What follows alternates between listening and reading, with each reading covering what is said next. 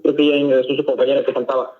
Entonces, del cáncer de pulmón, fíjense que el cáncer de pulmón es una de la principal causa de muerte por cáncer a nivel mundial, tanto en hombres y mujeres. Uno pensaría luego que el cáncer cervicuterino o el cáncer de mama, que son los que les hacen mucha promoción, serán cánceres asociados a alto grado de mortalidad, y la realidad es que sí lo son, sobre todo en etapas avanzadas.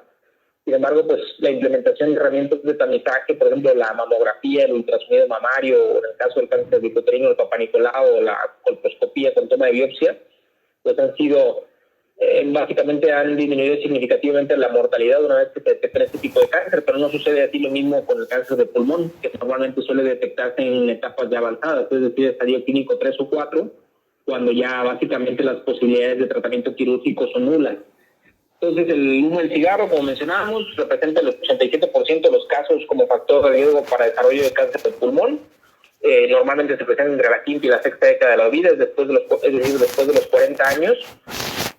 Y fíjense que algo sumamente importante es que el 70% de estos pacientes, como les mencionaba, básicamente una vez que se hace el diagnóstico de la enfermedad, el paciente ya tiene diseminación a órganos distantes o incluso diseminación contralateral, ¿no?, en el otro pulmón. En ese sentido, bueno, sabemos que pues, el cáncer es un crecimiento anormal, básicamente es proporcionado de las células, y que estas células pues, tienen características evidentemente anormales, tanto en la membrana como en el núcleo, y eso pues permite realizar parte de lo que es el diagnóstico histopatológico.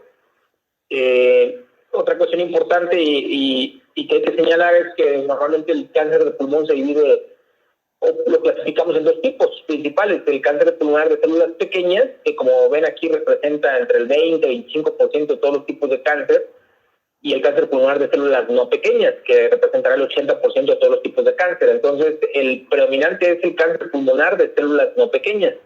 Ahora, este cáncer de células no pequeñas,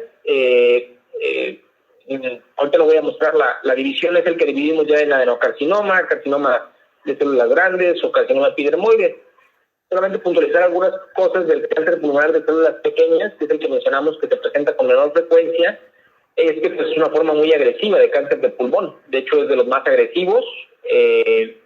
Y se señala que básicamente el inicio del cáncer sucede a nivel de los bronquios y posteriormente afecta todo el pulmón. Y eso sí, este tipo de cáncer es uno de los más quimiosensibles, es decir, es uno de los que mejor responde a la quimioterapia. Sin embargo, muchos de estos cáncer de pulmón de células pequeñas, como señala ahí, hasta el 60% de los casos, normalmente suele producir metástasis a otras partes del cuerpo. Es muy común, por ejemplo, que produzca metástasis a cerebro y a hígado, y con menor frecuencia a médula ósea. Entonces, muchos de esos pacientes pueden tener síndromes neurológicos asociados a las metástasis del cáncer pulmonar de células pequeñas. Y como vemos, representa solamente el 20% de los casos. Incluso en alguna literatura se señala que solamente es el 15%. Entonces, la característica radiológica típica es esta, es la de una radiopacidad que se encuentra adyacente básicamente a los alilios, y que puede producir una imagen como de aspecto de consolidación, ¿no?, de bordes mal definidos, y que es una radiopacidad heterogénea. Entonces, normalmente así se ve el cáncer de células pequeñas en la radiografía. Claro que habrá ciertas características como esta que ayuden a orientar la posibilidad diagnóstica hacia uno de los tipos de cáncer, pero como señalábamos ayer, el diagnóstico histopatológico definitivo básicamente es el estándar de oro. El cáncer del pulmonar de células no pequeñas, bueno, pues este tipo de cáncer es el más frecuente, dijimos que en el 80% de los casos. Se subdivide en cáncer de células escamosas o carcinoma epidermoide, que es el mismo, células escamosas, epidermoide es el mismo, adenocarcinoma y carcinoma de células grandes. El cáncer pulmonar de células escamosas o el epidermoide, normalmente tiene un origen central, es decir, que se produce precisamente sobre las células del epitelio respiratorio, y anteriormente este tipo de cáncer es el que más se asocia más bien con el tabaquismo, vaya. No obstante, el adenocarcinoma últimamente ha venido a sustituir al cáncer pulmonar de células escamosas como el cáncer más prevalente del tipo de células no pequeñas, o el subtipo histopatológico más prevalente por arriba del de células escamosas, y básicamente pues también se ha encontrado que los pacientes con antecedente de tabaquismo intenso pueden desarrollarlo, ¿no? Y una diferencia muy importante es que, por ejemplo, en el estudio histopatológico, en la vista al microscopio, el adenocarcinoma pues evidentemente tiene glándulas, ¿no? Entonces observan como glándulas en el análisis histopatológico, a diferencia, por ejemplo, de células escamosas. Y por otro lado está el de células grandes, que la realidad es que el de células grandes pues es, si bien es un cáncer que crece bastante rápido, es un cáncer menos frecuente, es el menos frecuente de los tres. Entonces el más frecuente sería el adenocarcinoma, el que sigue sería el de células escamosas y el menos frecuente sería el de células grandes. Por ejemplo, el carcinoma de células escamosas, fíjense, representa el 30 o 40% de todos los tipos de cáncer de pulmón. Sí sea con más frecuencia, en varones, y normalmente está asociado al humo del tabaco, lo que ya señalábamos. La apariencia radiológica pues puede variar. La realidad es que la mayoría producen radiopatías heterogéneas de bordes mal definidos. Dependerá también si el cáncer de células escamosas produce obstrucción u oclusión de alguno de los bronquios principales, y que de eso dé lugar a imágenes como de una telectasia o una neumonía posobstructiva. Entonces depende mucho de la localización. El adenocarcinoma representa el 40 al 50%, como ya señalábamos, es el tipo más común de cáncer de pulmón. Una de las características sí del adenocarcinoma es que tiene un origen más periférico. Si se fijan ustedes, por ejemplo, el carcinoma de células escamosas suele tener un origen más central, es decir, más pegado hacia los bronquios principales y la tráquea. Pero por el contrario, el adenocarcinoma suele tener un origen más periférico, normalmente se caracteriza por tener una apariencia de nódulos que pueden ser de un contorno irregular o tener cierto reforzamiento con el medio de contraste. Entonces, tiene una apariencia claramente glandular, por eso todos los tipos de adenocarcinoma, ya sea pulmonar o no, tienen apariencia glandular al microscopio. Normalmente ocurre en fumadores, pero puede ocurrir en no fumadores. De hecho, aquí sí el antecedente familiar de cáncer es importante.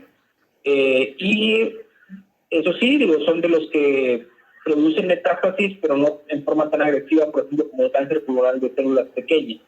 Igual la mayoría de las metástasis pueden producirse a nivel de cerebro, sistema nervioso central, hígado, glándulas suprarrenales o incluso metástasis a hueso. El otro es el carcinoma de células grandes, el menor porcentaje que representa estos tres. Y también ocurre en la periferia del pulmón, normalmente invade los bronquios subsegmentarios y la vía aérea de gran calibre, perdón. Igual las metástasis pueden ocurrir aquí sobre todo a riñón, a hígado y a otros órganos como las glándulas suprarrenales, al igual que por ejemplo el adenocarcinoma. Entonces, la clasificación es células pequeñas, células no pequeñas, y de células pequeñas dijimos que básicamente son tres tipos, ¿no? El adenocarcinoma, el carcinoma epidermoide y el carcinoma de células grandes. Ahí sus compañeros mencionaban una clasificación histopatológica mucho más amplia y tienen razón. Dentro de estos tipos de cáncer, o estos tres grandes grupos, habrá subtipos, dependiendo de características ya histopatológicas más definidas. Entonces, aquello es como una clasificación ampliada, ¿no? Lo que veíamos de factores de riesgo para el humo del cigarro, bueno, pues el antecedente más importante sería el antecedente tabaquismo activo. Vemos aquí el tabaquismo activo representa entre 85 y 87% de factor de riesgo para el desarrollo de cáncer de pulmón, o es lo que encontramos en la mayoría de los pacientes que tienen antecedente de cáncer. Y el tabaquismo pasivo solamente un 3-5%. Evidentemente, a medida que el paciente tiene una mayor edad, pues esto condiciona mayor riesgo para el cáncer por el riesgo de las mutaciones y el acortamiento de los telómeros. También enfermedades que produzcan obstrucción de la vía aérea, por ejemplo el EPOC o incluso algunas otras enfermedades como la fibrosis pulmonar o el antecedente de tuberculosis pulmonar, por ejemplo, pueden dar lugar a que en una etapa más tardía de la vida pues se desarrolle el paciente puede tener cáncer. Y lo que mencionábamos, ¿no?, de la predisposición genética. Habrá algunos pacientes que sin tener ninguno de estos factores de riesgo desarrollen cáncer, y eso tiene mucho que ver con el antecedente de los familiares. También tiene que ver con la exposición ambiental, sobre todo a sustancias tóxicas, lo que mencionamos, por ejemplo, el asbesto y la contaminación. También lo que mencionaba aquí de la enfermedad antecedentes de enfermedades infecciosas como la tuberculosis. El paciente que desarrolla cáncer después de una tuberculosis, bueno, esto sucede más o menos entre un 5 y un 10% de los pacientes, y se llama cáncer, o sea, es cardio, cicatriz y cáncer, pues, siendo alusión a esta neoplasia. Entonces, entre un 5 o 10% de los pacientes que tuvieron tuberculosis en una edad temprana de la vida y posteriormente o tuvieron una como si fuera una cicatriz o una telestasia cicatrizal importante, pueden desarrollar cáncer básicamente en la cicatriz. Y, por ejemplo, la dieta también tiene que ver con la baja ingesta, por ejemplo, de antioxidantes, ¿no? Que son las frutas y verduras que son ricas en antioxidantes. De la fisiopatología, pues ya vimos básicamente lo que ocurre es una alteración en cuanto a las vías de señalización intracelular, que van a dar como resultado mutaciones al interior de las células. Entonces, habrá ciertos carcinógenos que van a favorecer estas mutaciones, como el humo del cigarro, los antecedentes ocupacionales, el antecedente genético. Eso produce el daño al DNA, evidentemente, de las células, y eso va a producir cambios celulares y crecimiento anormal en un momento determinado, ¿no? En algunas ocasiones incluso hay interrupción de la apoptosis. Entonces, entre mayor anomalía presenten las células con estas mutaciones, pues evidentemente habrá una transformación maligna de las células del epitelio, mayor proliferación en forma normal y cambios inflamatorios no específicos. En ciertos tipos de cáncer, por ejemplo, puede haber hipersecreción de moco, como ocurre, por ejemplo, en el cáncer de pulmón de células pequeñas, y también pues, puede dar lugar a descamación importante de células, lo que condiciona en cierto sentido, por ejemplo, algunos de los síntomas, o se explican algunos de los síntomas, por ejemplo, la tos y la expectoración en forma crónica con esputo filante abundante, ¿no? Ya una vez que crecen estas células que tienen mutaciones, pues van a dar lugar a la formación de masas, como las conocemos, o nódulos. Esto puede provocar compromiso de los bronquios, de los bronquiolos, si son lesiones periféricas, o incluso de los alvéolos. Y esto pues va a dar lugar a ya sea una imagen periférica en forma de nódulo, o bien una imagen, como veíamos ahí, en forma de consolidación más grande y que tenga contacto con mediastino, ¿no? Entonces, pues básicamente es lo que define un carcinoma broncogénico. De los signos y síntomas, pues como les digo, esto depende mucho de del compromiso que produzca de la vía aérea de pequeño calibre o de gran calibre, si es periférico o central, y los síntomas de los vasos, pero básicamente los síntomas localizados pues tienen que ver básicamente con la afección pulmonar, y los generalizados con otras áreas, por ejemplo, si el cáncer ya dio metástasis. De los localizados pues serían la tos, fatiga, problemas al respirar. Normalmente este tipo de pacientes suelen presentarse con tos y expectoración en forma crónica, pueden tener incluso hemoptoicos o hemoptisis, puede haber infecciones incluso recurrentes del pulmón. Porque, como les decía, normalmente si un bronquio se encuentra obstruido por alguna masa o lesión, va a haber una gran acumulación de moco y detritos celulares en los bronquios o bronquiolos que estén distales a la obstrucción, y eso puede favorecer las neumonías posobstructivas de repetición. La pérdida de peso pues es uno de las características más importantes que encontramos en estos pacientes. Puede haber dolor de pecho o sensación como de que está apretado el pecho. Entonces, esos son síntomas. Claro que algunos de estos síntomas pues, pueden compartir con otras enfermedades. Por ejemplo, tuberculosis puede dar también pérdida de peso, puede dar sudoración, puede dar expectoración con sangre, pero pues básicamente ya las características radiológicas y los exámenes, por ejemplo, de la baciloscopía, permitirán establecer si estamos ante un cuadro infeccioso crónico como la tuberculosis o si la sospecha es cáncer. Síntomas generalizados, pues dependiendo de si tiene metástasis a otra parte del cuerpo. Por ejemplo, puede haber dolor de huesos si ya hay metástasis ahí, cambios en el estado de alerta o dolor o cefalea en el caso de metástasis al sistema nervioso central. Y, por ejemplo, en otras, pues dolor abdominal o alteración de las pruebas de funcionamiento hepático, si hay metástasis ahí, obviamente. Puede haber incluso patomegalia o ictericia, dependiendo también de la afección a la vía biliar del hígado, ¿no? Y la pérdida de peso, sobre todo, será siempre importante en el cáncer ya avanzado. Normalmente los signos tempranos o síntomas tempranos serían tos, disnea, hemoptisis. Puede haber incluso a veces dolor en el hombro. El paciente puede referir dolor en el hombro. A veces esto se da por irritación del nervio frénico, por la presencia de neuropatías, o incluso en el caso de que exista derrame pleural.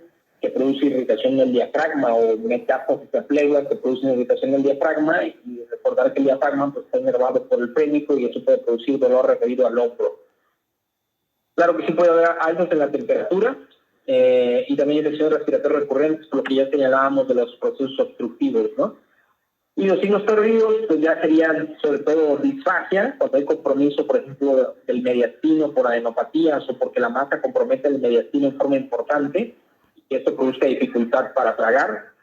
Puede haber también edema de cabeza y cuello, lo que mencionaban ayer del síndrome de vena cava superior. El síndrome de vena cava superior se produce precisamente porque hay obstrucción de la vena cava. Normalmente suele ser asociado a tumores, por ejemplo, que involucran el mediastino.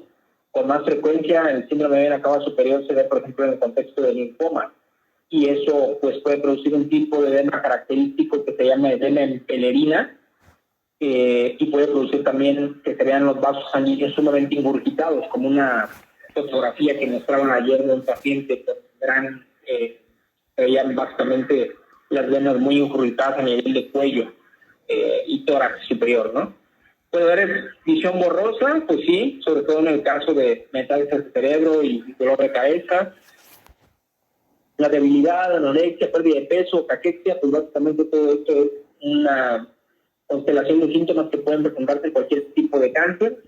Y derrame pleural. Derrame pleural pues, es un tema que vamos a ver más adelante, pero fíjense que derrame pleural es una de las características uno de los hallazgos por los que los pacientes más acuden a consulta, porque empiezan a referir disnea, y en un porcentaje bastante significativo de estos pacientes pues desarrollan un derrame. Esto porque hay una alteración en la reabsorción del líquido linfático, pero en una reabsorción del líquido pleural a través de los vasos linfáticos.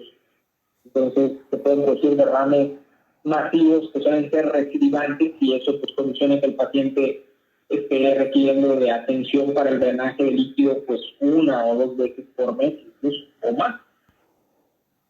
Y las pruebas diagnósticas, pues la primera la radiografía de tórax, ¿no? Si en la radiografía de tórax tenemos alguna lesión por aquí, sugerente cáncer de pulmón, pues solicitaremos una tomografía de tórax, donde ya podemos ver mejor las características de la lesión y ver qué método diagnóstico es más importante, más accesible para alcanzar a tomar una biopsia de la lesión. La resonancia magnética, fíjense que la resonancia magnética tiene poca utilidad en el contexto de pulmón. Normalmente la resonancia magnética servirá sobre todo para examen de tejidos blandos, sobre todo cuando hay tumores que involucran la pared torácica, o en casos muy específicos, mediastino, pero normalmente no es un estudio que utilicemos con regularidad en neumología. La citología de esputo, la realidad es que tiene una sensibilidad sumamente baja y una especificidad también baja. No sería como que el estudio ideal, o sea, tiene una citología de esputos para buscar células malignas en la expectoración, entiéndase de esa manera, pero no es el estudio ideal por su sensibilidad tan baja. Entonces normalmente recurrimos a otras herramientas. Por ejemplo, en el caso de lesiones que tienen un predominio central, se puede hacer una broncoscopía que consistirá en introducir pues básicamente un broncoescopio, que es como un tubo de fibra óptica a través de la tráquea, y que eso nos permite acceder hasta los bronquios de cuarta o quinta generación para tomar biopsias de la lesión. Y otra, por ejemplo, si la lesión estuviera muy periférica o muy pegada a la pared torácica, se puede hacer una biopsia guiada por tomografía, es decir, funcionar con una aguja de throughput guiado por la tomografía y obtener una biopsia directamente de ahí, ¿no? Ya dependerá el abordaje diagnóstico de la localización, tamaño y características de la lesión. Exámenes de laboratorio, pues hay que hacer exámenes de laboratorio completo, pruebas de sangre, todo lo que conlleve la biometría hemática para ver la química sanguínea, los pruebas de funcionamiento hepático para ver el estado general del paciente. Y la biopsia pues sería el estándar diagnóstico, es decir, la obtención de tejido nos permitiría determinar si el tumor o la masa que estamos observando es cáncer o no. Entiéndase que habrá masas o tumores que pudieran ser benignos incluso, obviamente representan el menor número de casos, sobre todo entre más grande sea el tumor, la posibilidad de benignidad es menor, pero puede existir.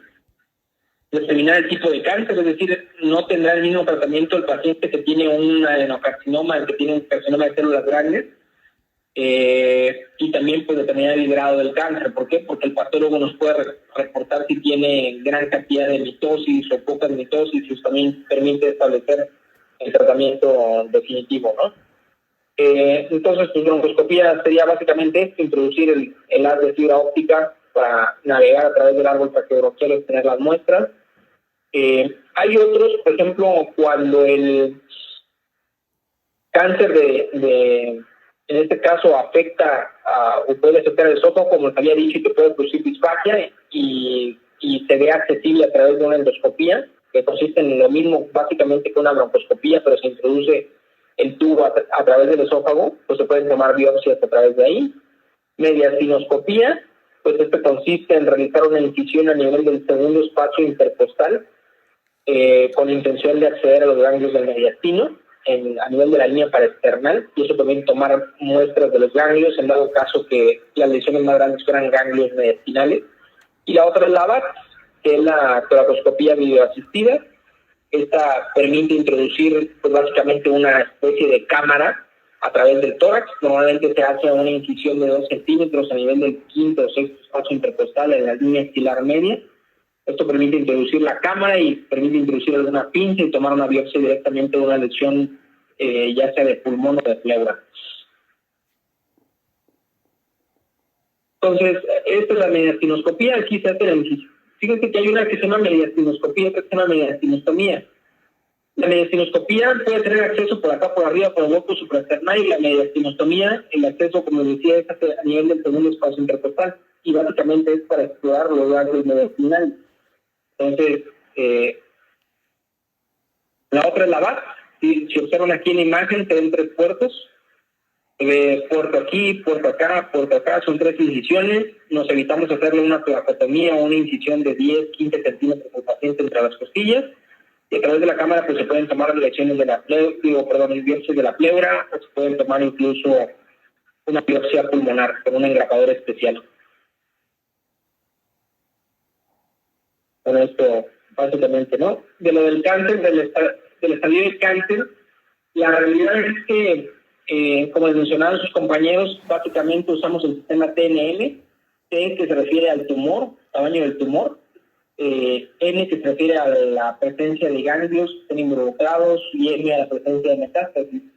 Ya ahorita la clasificación que se utiliza es la del TNM8, esta me parece que es TNM7, entonces no es necesario que se la aprendan, obviamente para eso existen las tablas que permiten realizar la estadificación, pero sí tendríamos que, por ejemplo, ante un cáncer o sospecha de cáncer, y una vez que ya tengamos una biopsia y se corrobora el diagnóstico, pues sí estadificar a nuestro paciente, es decir, si el paciente tuviera un T1, es decir, si tuviera un tumor de menos de 3 centímetros, tuviera un N1, es decir, que no solamente tuviera ganglios de un solo lado del mediastino, no ganglios contralaterales, y no tuviera metástasis, entonces estaríamos ante un T1N1M0, y eso pues prácticamente permitiría estadificar al paciente en 4 estadios clínicos. Entonces, esta clasificación de TNM permite clasificarlos en 4 estadios clínicos: estadio 1, 2, 3 y 4, dependiendo del tamaño del tumor, la presencia de ganglios y la presencia de metástasis. Y esta clasificación en estadios, pues básicamente siendo el 1 el estadio menos severo y el estadio 4 el más severo, donde ya está una fase muy avanzada, y eso permite establecer tratamiento. Básicamente y en forma muy general, el tratamiento, por ejemplo, quirúrgico, está reservado para estadios 1 y 2. Solamente uno de los estadios, que es el 3A, puede manejarse en forma quirúrgica, pero el resto de 3 y 4 tendrán que ser únicamente en el quimio o radioterapia o terapia blanca. Entonces, eso dependerá de el estadio en el cual se encuentra el paciente, ¿no? Entonces, ¿por qué? Porque obviamente una cirugía en estadio 3 no permitiría resecar toda la lesión, porque si se fijan, por ejemplo, en el estadio 3 ya hay un tumor que involucra corazón, que involucra tráquea, esófago, mediastino y ganglios linfáticos, entonces ahí básicamente no se puede resecar el tumor por completo. No tendría sentido someter al paciente a una cirugía de ese calibre, porque no le vamos a resecar todo el tumor. y el estadio 4, pues si ya tienen metástasis a distancia, pues evidentemente no será quirúrgico, ¿no? Entonces, ¿hasta aquí tienen alguna duda?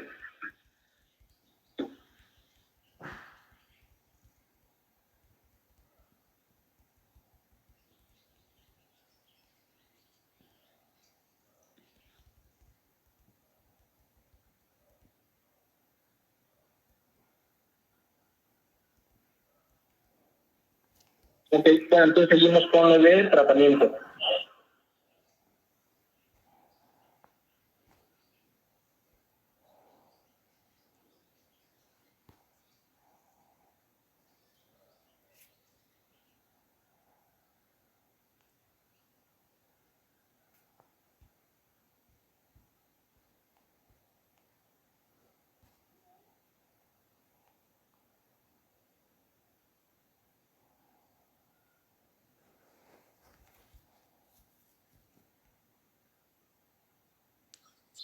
Doctor, ¿le podría dar el permiso para poder compartir la pantalla, por favor?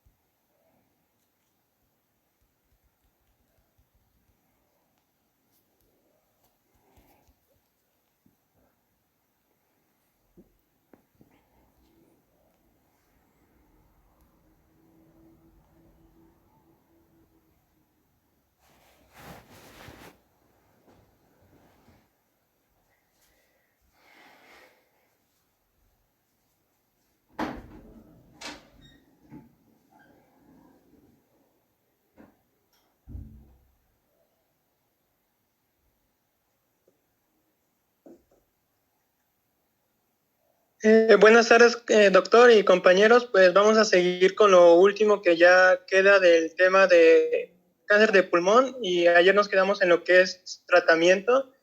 Y bueno, podríamos de manera así de manera resumida decir que el tratamiento para lo que es cáncer de pulmón de células pequeñas se puede resumir en que en lo que es etapa 1 se puede hacer uso de la cirugía, en lo que es etapa 2 hacer uso de lo que es tratamiento quirúrgico más terapia adyuvante, y en lo que son etapas 3A y 3B hacer uso combinado de lo que es la quimio-radioterapia, y en estadios 4 pues ya hacer uso de lo que es quimioterapia.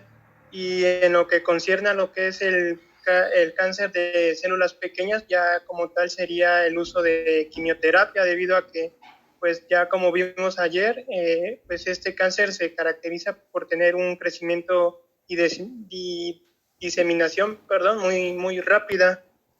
Entonces, como pueden ver, tenemos disponibles como tratamiento lo que es cirugía, la radioterapia, la quimioterapia y la inmunoterapia, que ya ayer más el doctor ya hizo mención de algunas cosas de este tratamiento. Y a continuación vamos a ver un poco de lo que tiene cada tratamiento. Siguiente, por favor. Bueno, empezando por lo que es la cirugía, pues dentro de la cirugía se deben de contemplar dos cosas, lo que es la resecabilidad y la operabilidad. Lo que concierne a la resecabilidad es que el tumor se pueda extraer por medio de cirugía, y entonces con esto pues más bien se debe a las características que presenta el tumor. Y ya como mencionó ahorita el doctor, pues un tumor no se va a considerar que se puede someter a cirugía cuando ya hay presencia de metástasis, como puede ser en pleura o ganglios, cuando ya infiltró mediastino, corazón y grandes vasos. Ya vimos que la cirugía está está recomendada, o bueno, se usa principalmente en lo que son estadios 1 y 2, que es cuando la enfermedad se encuentra localizada, y la indicación estándar que tiene la cirugía es la lobectomía, con la realización de una linfadenectomía sistémica o específica lobular. Como pueden ver, en los esquemas de abajo tienen los diferentes tipos de cirugía que hay para lo que es el cáncer. Tenemos la neumonectomía, que es cuando la resección de lo que sería todo un pulmón, es lo que pueden ver que está más oscuro. Tendríamos una lobectomía, que solamente consiste en retirar un lóbulo. Como ahí pueden ver, pues está retirado el lóbulo superior derecho. Y la segmentectomía, que nada más es la resección de lo que sería el espacio donde esté localizado el tumor. Pues ya como les dije, pues estos procedimientos quirúrgicos van a depender de las características del tumor y olvidé mencionarles, perdón, lo de la operabilidad, que lo de la operabilidad es la posibilidad de que se pueda llevar a cabo la cirugía, y estas pues por ende van a depender de las características que presenta el paciente. Como ya hemos visto a lo largo del curso, pues hay ciertas pruebas de función pulmonar que nos pueden ayudar para conocer si un paciente es candidato o no a cirugía, como puede ser lo de la espirometría y un test de difusión. Siguiente, por favor. El otro tratamiento que tenemos sería la radioterapia. La radioterapia va a estar indicada en pacientes con cáncer pulmonar que se encuentren en etapas iniciales y que tengan como contraindicación la cirugía. Se debe administrar una dosis de 60 a 70 unidades Gray, y esta radioterapia tiene un uso fundamental en lo que es la terapia neoadyuvante. Lo neoadyuvante significa que son tratamientos que se realizan antes de un procedimiento quirúrgico, y entonces al utilizar lo que es la terapia neoadyuvante, pues esto va a permitir que haya mejor respuesta y un mayor porcentaje para que el paciente pueda ser sometido a cirugía. También tiene un uso importante como terapia paliativa, que ya es cuando la enfermedad se encuentra diseminada, y es para el control de complicaciones, como puede ser lo que ya hemos visto, las metástasis cerebrales u óseas, hemoptisis que no responda a otros tratamientos, y así como también lo que es el síndrome de cava vena superior. En el rol que cumple el neoadyuvante, como dice la diapositiva, se tiene que hacer uso de lo que es la combinación con quimioterapia. La siguiente, por favor.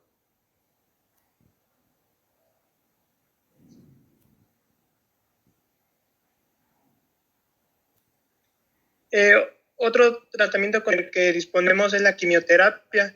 Pues ya hemos visto que el uso de la quimioterapia, va a estar se va a hacer uso cuando la enfermedad ya esté en etapas avanzadas. Aquí vamos a tener que, pues, la quimioterapia va a ser administrada en diferentes ciclos. Por lo general, esto es para que el paciente pueda descansar y recuperarse de lo que son algunos efectos secundarios que se pueden presentar a la quimioterapia. Con más frecuencia lo que se hace es la aplicación de 3 ciclos durante 3 a 4 semanas, y inicialmente la quimioterapia tiene de 4 a 6 ciclos. Como ya hemos visto, para ciertas enfermedades como era EPOC, que tenía como piedra angular el uso de broncodilatadores, y en asma el uso de corticosteroides inhalados, pues aquí en la quimioterapia tenemos como piedra angular el uso de fármacos que son a base de platino, como ahí tienen esos dos ejemplos, que es el cisplatino y el carboplatino. Se hace uso de ellos porque van a actuar interrumpiendo la replicación de las células tumorales debido a que van a realizar uniones covalentes al ADN. Así que va a impedir lo que es la replicación del ADN de la célula. Dentro de la quimioterapia vamos a tener diferentes tipos, lo que es neoadyuvante, que como ya les dije, es la quimioterapia que se administra antes de un procedimiento, pero en este caso va a ser para disminuir pues, el tamaño del tumor. Tenemos la terapia adyuvante, que es la que se administra posterior a lo que es el procedimiento quirúrgico, y esto es para destruir las células microscópicas que todavía hayan quedado en el cuerpo una vez que ya se haya extirpado el tumor, para prevenir lo que sería una reaparición del mismo. Tenemos la quimioterapia paliativa, que como dice, esta ya no tiene ningún fin pues para quizás llevar a cabo después un procedimiento quirúrgico, sino que solamente se hace uso de ella para aliviar lo que serían los síntomas. Y pues por último tenemos la quimioterapia de mantenimiento, que esta se administra en dosis menores para ayudar a prolongar una remisión. Pues bueno, en la siguiente diapositiva, como ya vimos,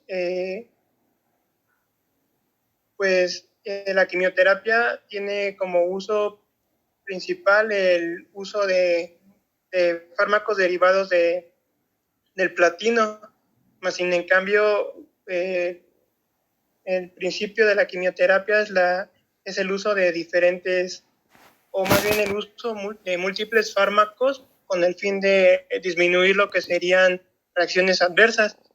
Entonces, en esa diapositiva podemos ver los otros fármacos con los que se disponen en la quimioterapia para hacer uso combinado. Tenemos los agentes alquilantes, que estos van a presentar un mecanismo similar a los que son los derivados del platino, que ya les dije que era formar uniones con las cadenas del ADN de la célula tumoral y así evitar su replicación.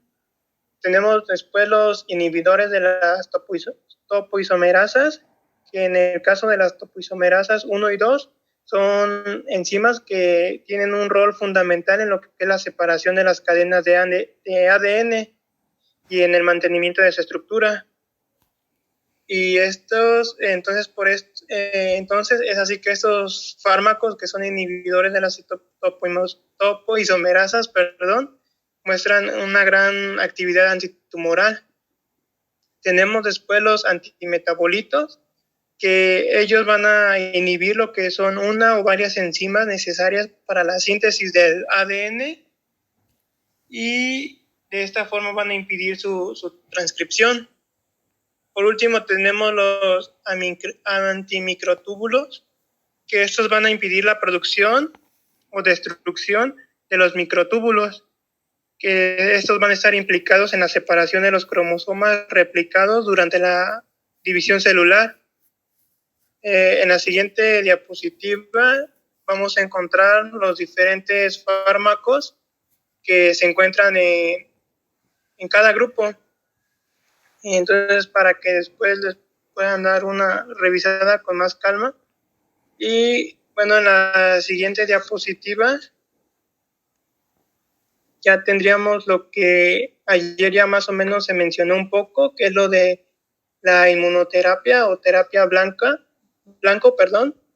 Y bueno, pues estos fármacos, como ya vimos, hay ciertas, o más bien hay diversas mutaciones, de lo que están implicadas en la formación de células tumorales. Entonces, pues estos fármacos se van a dirigir a lo que es una diana molecular o a un antígeno en específico que produce la enfermedad. en donde dice inmunoterapia tenemos lo que es el nivolumab y el pembrolizumab, que bueno, estos dos fármacos son anticuerpos monoclonales humanos. Y bueno, esto ahorita se los voy a explicar en la siguiente diapositiva, cómo es que tienen su mecanismo de acción. Y como ya les mencioné, pues son anticuerpos monoclonales. Pueden ver que en la imagen del lado izquierdo tenemos lo que es un linfocito T y una célula tumoral. Pueden ver que el linfocito T tiene un receptor que es el PD-1 y la célula tumoral le presenta lo que sería pues también un receptor para que haga interacción con el del linfocito T y de esta manera el tumor puede evadir lo que sería la muerte, ya que el linfocito T lo va a reconocer como normal y no va a proceder a su destrucción.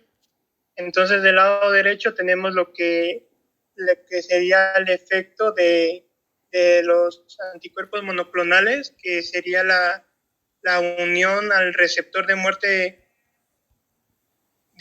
programada, que es el PD-1, y para que bloquee su interacción con lo que sería el PDL1 o PDL2, que presenta la célula tumoral, para que no haya interacción entre estos dos y se pueda llevar a cabo la destrucción de las células tumorales. En la siguiente diapositiva vamos a encontrar diferentes fármacos que se incluyen en la terapia blanco para las diferentes alteraciones que ya hemos visto. Entonces, para que después puedan más o menos leerlos con calma, pero ahí se presentan los diferentes fármacos que se presentan, más bien los que se disponen para lo que es el cáncer de pulmón.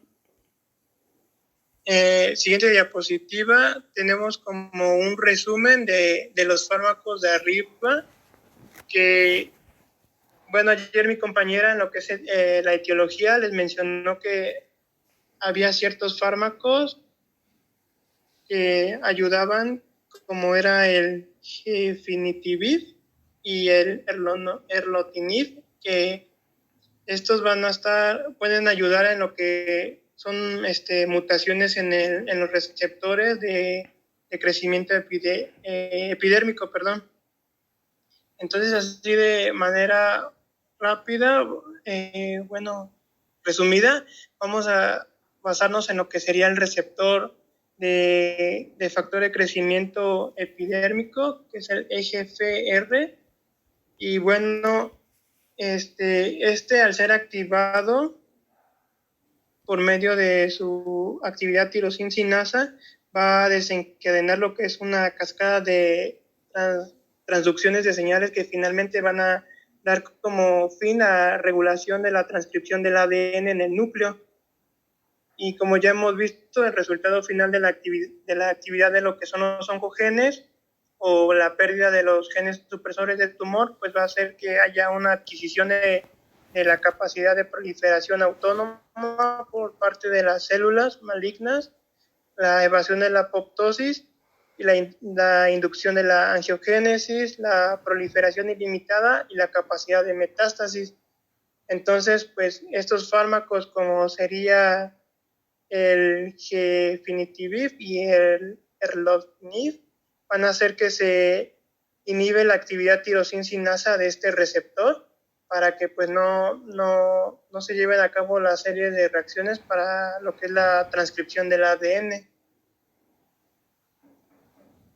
Siguiente diapositiva, pues solamente es como un resumen de que ya se incluyen los diferentes tratamientos que ya hemos visto ahorita.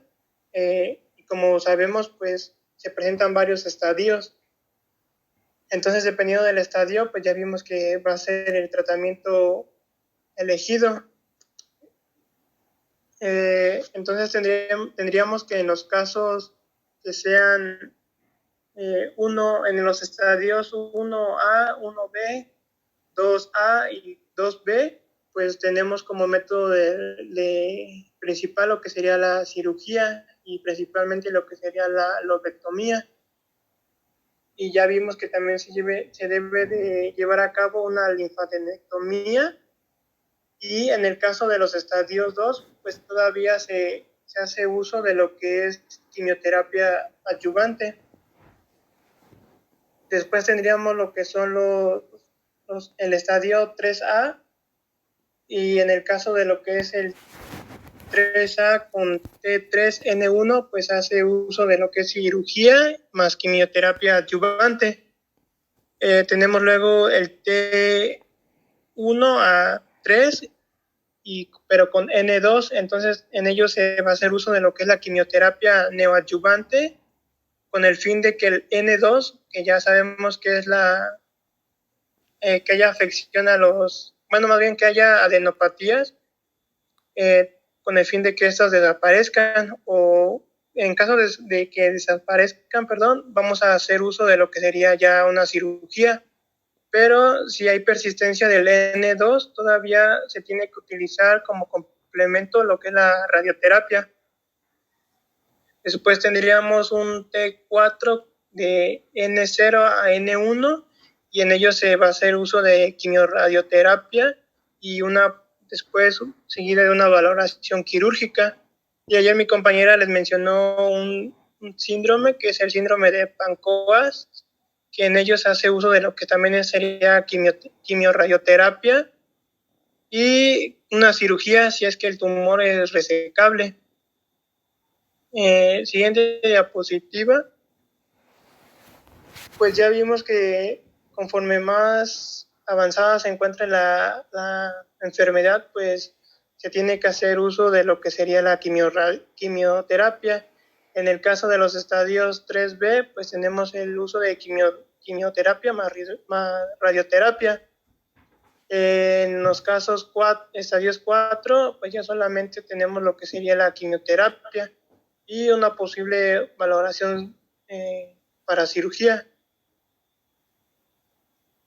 Y en las siguientes diapositivas, solamente mi compañera y yo les decidimos incluir lo que serían unas tablas para complementar todavía lo de arriba.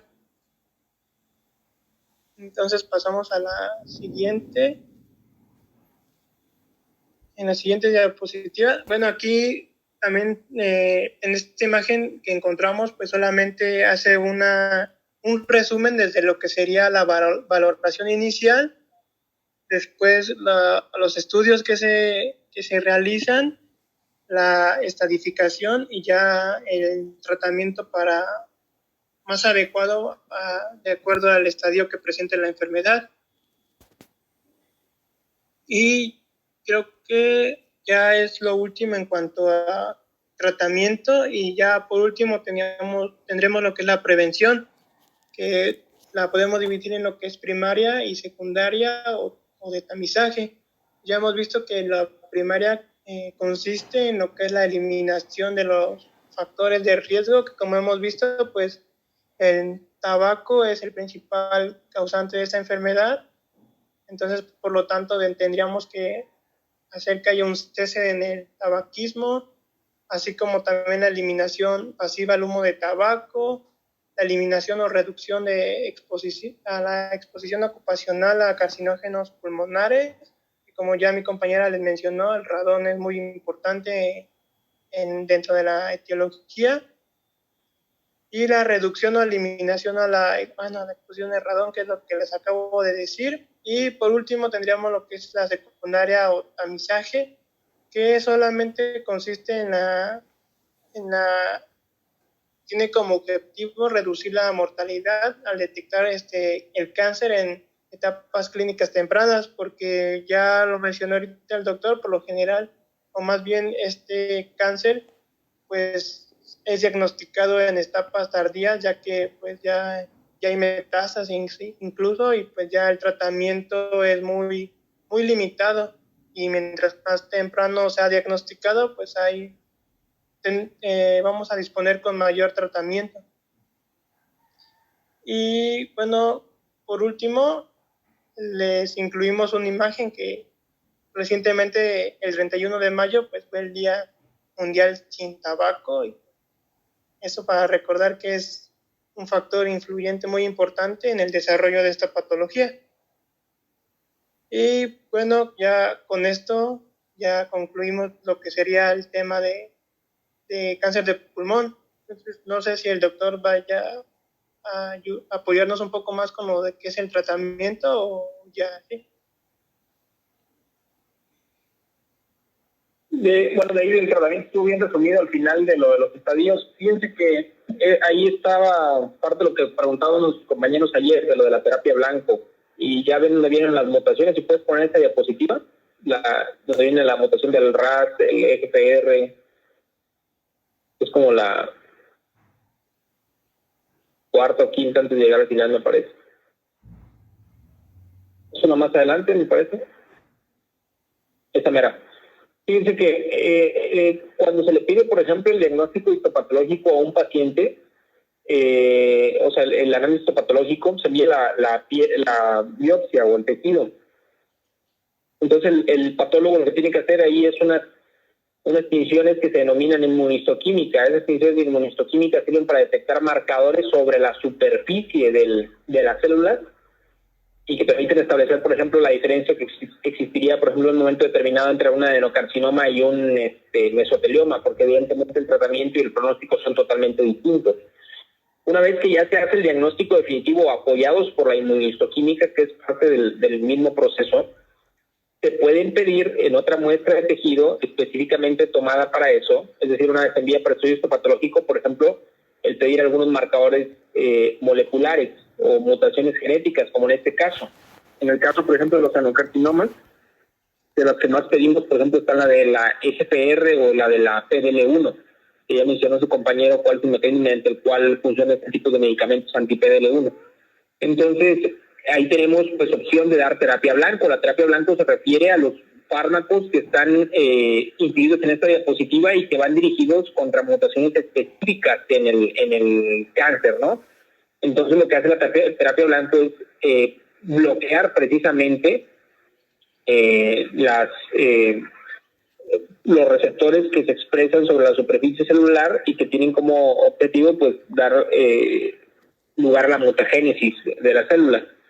Entonces, esta terapia blanco es una terapia agregada o es otra opción que tenemos además de la quimio, la radio y la cirugía. La terapia blanco pues es algo, si quieren ustedes, relativamente nuevo, es como que lo último que se empleó no solamente para cáncer de pulmón, sino para muchos otros tipos de cáncer. Y bueno, actualmente en México, por ejemplo, tenemos erlotinib, tenemos gefitinib, tenemos afatinib, también tenemos trastuzumab, tenemos pembrolizumab, por ejemplo, everolimus y sirolimus tenemos. Entonces tenemos una amplia variedad de medicamentos de los cuales podemos hacer uso para precisamente este tipo de mutaciones, es decir, como una línea de ataque más, dependiendo de las alteraciones moleculares que tenga cada tipo de cáncer. Lo del tratamiento, al igual, por ejemplo, esta clasificación TNM prácticamente se utiliza para todos los tipos de cáncer. Evidentemente cambia dependiendo del órgano. Por ejemplo, en pulmón la T será distinta, por ejemplo, a la T de hígado, por decir algo, en cuanto a tamaño de tumor se refiere, o la N también será distinta en pulmón que a la N, por ejemplo, de hígado. Entonces, esta clasificación TNM, como dijimos, permite establecer el estadio en el que se encuentra el paciente y dependiendo del estadio, como lo puso su compañero ahí desglosado, pues dependerá también el tratamiento en específico que vaya a recibir. Como les decía, básicamente estadios 1 y 2 son meramente quirúrgicos. Como les mencionaba también, el estadio 3A, solamente una de las tres que tiene el 3A, que son 4 subdivisiones, es candidata a cirugía. El resto del el resto del estadio 3 y el estadio 4 básicamente es tratamiento con quimios y radio. Entonces, esa es la gran diferencia, ¿no? Básicamente el estadio también no tienen que aprendérselo uno por uno cuánto tiene la T, cuánto tiene la N, cuánto tiene la N, porque evidentemente es mucha información, pero incluso pueden consultar la tabla y es totalmente válido. Digo, la revisan y ven qué tipo de tratamiento sería candidato el paciente en un momento determinado. Pero bueno, ahí están las opciones. Digo, realmente en cáncer de pulmón lo que se planteaba, la cirugía más pequeña que se puede hacer en un momento determinado, pues sería la lobectomía. que básicamente consiste en rescatar los lóbulos pulmonares y de ahí la neumonectomía, dependerá del tamaño del tumor, evidentemente. Y en algunas ocasiones, si el paciente no fuera candidato a hacer una lobectomía porque su reserva cardiopulmonar no se lo permite, incluso se le pudiera hacer una resección en cuña, es decir, una resección no anatómica. Decimos que la lobectomía es una resección anatómica porque existe una división anatómica, o sea, hay una división entre cada lóbulo que se puede ver a simple vista. Y no anatómica sería, por ejemplo, hacer una resección en cuña, que sería a lo mejor como cortar el lóbulo superior, vamos a decir, a la mitad, ¿no? Si el paciente no fuera a tolerar, por ejemplo, la resección de todo el lóbulo, porque tiene baja reserva cardiopulmonar, porque el paciente ya tenga EPOC, tenga fibrosis, X causa, ¿no? Entonces, pues ahí está lo del tratamiento. No sé si hasta aquí tengan alguna duda.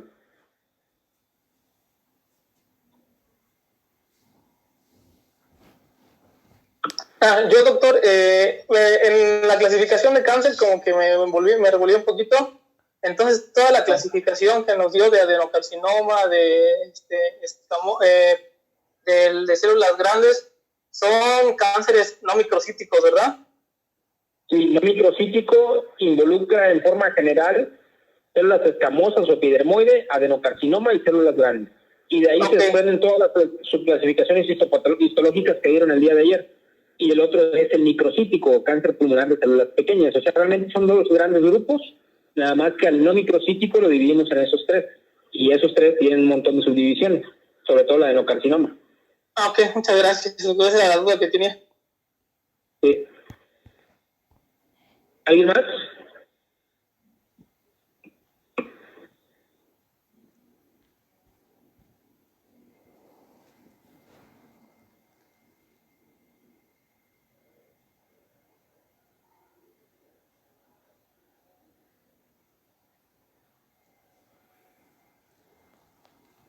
¿No? Bueno, entonces, ¿qué tema toca el día de mañana?